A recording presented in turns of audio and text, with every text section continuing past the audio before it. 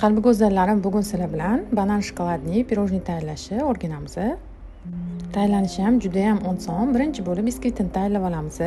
Tuxum oqiga shakar solib ko'pirtirishga qo'yamiz.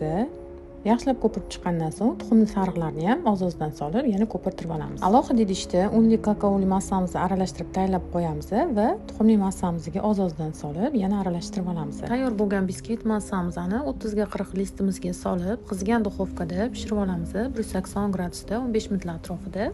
Endi krem tayyorlaymiz. Tvorojniy sirimizga saxarli pudra, kakao solib, yaxshilab bir xil massa qilib mikser qilib olamiz.